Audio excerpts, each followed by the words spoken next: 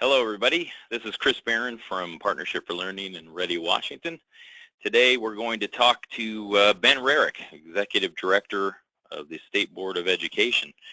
And Ben's going to talk about the State Board's new challenge, a 95-10 challenge we have, and we'll talk about the Achievement Awards. So, Ben, welcome. Thanks for joining us. Thanks for having me, Chris. So for folks who might not know much what the State Board does, there's a lot of words on the screen, but kind of talk about in 20, 30 seconds, give us an overview of what the State Board of Education does. Sure. So the board is comprised of a diverse group of folks. We have people who are appointed by the governor. We have people who are elected by local sitting school board members across the state. We have some student members. The superintendent of public instruction is a member of the board as well. And we have a broad-based set of responsibilities. I would say topically, a real emphasis right now are two areas. One is that we have a responsibility for implementing a standards-based accountability system in the state to improve student academic achievement. And then also we have the primary responsibility for establishing high school graduation requirements. And so as we continue to be a state that uses exit exams, that of course is an important topic that relates to the graduation requirements for Washington. So, and really a college and career ready focus. Absolutely. I mean, the idea here is that our laws have guaranteed that students should have access to a diploma that prepares them for success in post-secondary education and employment. And so we try to create a framework for the diploma that guarantees that. Nice. All right, we'll go to the new challenge the board released last week. It's the 95-10 challenge, or 95% 10% challenge. Why don't you talk a little bit about that? You released two key goals for Washington's public education system. Why don't you outline those, and then we'll get into more detail. Well, sure. So, in the first year of implementation of the SBAC assessment across the state, we saw limited participation, and we did see, a fair number of parent refusals. And we have spent the last year trying to understand with our partner OSPI, understand some of the reasons for that. And so our decision to kind of offer this challenge was twofold. One, first, we wanted to emphasize the fact that, even though this is required under federal law, that's really not what we're trying to sell as the primary consideration here. For students to take the assessment, you don't necessarily take it just because it's required under federal law. You take it because we actually think that it's an important part of our educational system.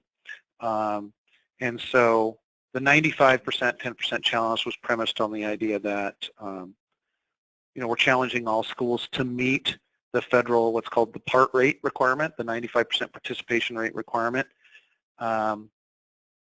which we had most of our schools in grades 3 to 8 meet last year, but relatively few at the high school level met that requirement.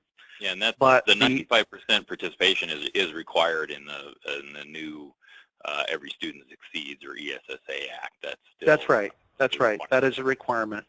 And the reason it's a requirement is because to the extent that these assessments are supposed to be a reflection on the performance of a school, you want to make sure that it truly is assessing the full breadth of the student population and not just one segment. And so that's really important in terms of keeping a close eye on achievement and opportunity gaps. If you only have 20 or 30% of the students participating, you really don't have any legitimate sense as to how the entire school is performing as a whole and what gaps may exist for those students. It really is, and I don't know if people understand, it really is an equity issue. It absolutely is an equity issue. We feel like as these assessments become a more embedded part of our overall structure in terms of how supports are provided to struggling schools. And we have seen, for example, in our supports for required action districts and schools that are part of the challenged schools in need of improvement state statute program, we've seen improvements in those schools, but those schools have received financial assistance from the state, and so that financial assistance is in some way premised on the results of these assessments. Well, when we don't get results that are, truly indicative of all students within a school population, there's the potential for students who really should have had access to additional services and additional financial resources be denied or, masked by incomplete participation. What's happening in the schools, yeah. So moving on to goal number 2, that would be reduce the number of students taking high school level or remedial courses in college by 10%. As you can see on the screen, the last data we had is of recent high school graduates, 54% had to take at least one remedial class in math or English in our 2-year colleges, and that's a big, high number, waste of time, waste of money. Talk about that. That challenge goal for you. Well, that we think that this is probably the part of the challenge that probably will resonate most clearly with our district partners, because it was required by law last year for schools to participate, and some of them did not. So what we're trying to articulate here is that there is value for this assessment beyond merely the fact that federal law requires participation, and that is that the assessment was designed specifically to determine whether students are ready for credit-bearing coursework in math or English at the post-secondary level. I mean, that was the purpose of the assessment.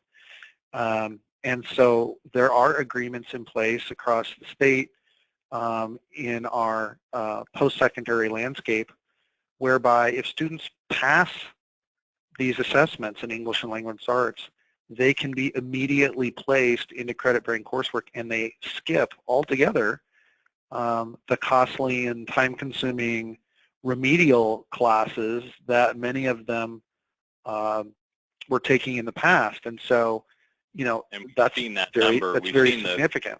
We've seen the college dropout number is pretty high, especially it's about roughly 40 to 50% after the freshman year. That's right. And some of that is attributed to students taking remedial courses, not able to, wasting some of their grants or scholarships, and not having funds to continue. So I mean, that's a big issue. And that's the hidden cost. That's the hidden cost. I mean, people are generally aware of the cost to students and the cost to parents because they pay a tuition check, but the hidden cost there is that we believe it really begins to chip away at persistence rates. Fewer students actually get through and earn their degree or certificate, or whatever the case may be, because they're spending time just getting to the point where they can start to earn the credits necessary to graduate from their institution. So we're a leader in the nation in terms of these placement agreements. And I think that as word gets out that these assessments can sometimes save you a placement test down the road and can oftentimes save you time and money in the way of a remedial course, we think people will be more motivated to participate, whether it's required by federal regulation or not. Yeah. And I think the other thing that's worth saying, Chris, is that this is the starting point, so higher education has kind of embedded the results of the SBAC into their system at this level. We only expect it to grow. We don't expect it to recede. And so ultimately we hope, it could eliminate a whole series of placement assessments and maybe even conceivably be considered in some way for admissions in one way, shape, or form. Sure. And on the screen now, viewers can look at just a snapshot of our economy and why college and career readiness and having kids prepared not only to get to college or post-secondary training, but to then get through it, attain that, succeed that. I mean, we have, 80% of new jobs in Washington will be in the STEM healthcare fields. I mean, those are pretty high level requirements for post-secondary efforts, and so I mean that's the realities of our economy here in Washington. Yes, and if we meet that 10% challenge, if we're able to reduce the number of students who require remedial coursework with 10%, that we think will have a positive ripple effect. So you'll have more students completing programs, and then those students who now are degree-bearing students are going to be able to access many of these high-paying STEM and healthcare jobs.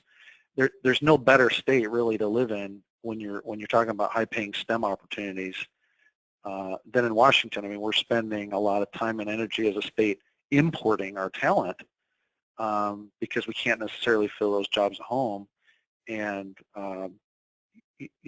there's tremendous opportunities awaiting these students if they can manage to bypass the remedial barriers, get into a program, and complete because there are jobs waiting for them.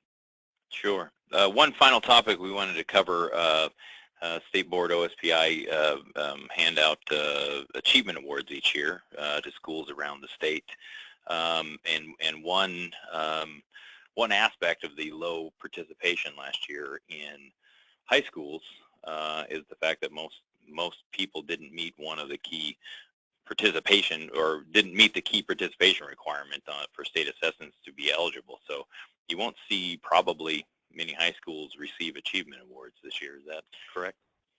That's right. I prefer to be aspirational and optimistic about this, and I really do think that we will turn the corner here very quickly in terms of high school participation, and that we'll be back to a situation where we're able to recognize the really great work that's happening in high schools. But as you noted, Chris, unfortunately, last year, because of the fairly extensive apparent refusal rates that we saw, it would appear from the initial data that relatively few high schools are even going to qualify for the awards, because there has always been, not just this year, but always been a 95% part rate requirement to qualify for any of those awards. And so, unfortunately, we'll undergo a year here where many high schools who maybe were accustomed to receiving awards may not be eligible this year. And but again, I'm preferring out there. Yeah, we know there's great work out there, and that should be recognized. Yeah, and that's unfortunate, but again, I'm choosing to be optimistic and aspirational. I really think that Washington's poised to turn the corner and return to levels of student participation and these assessments that allow us to continue this great program of school recognition. Yeah.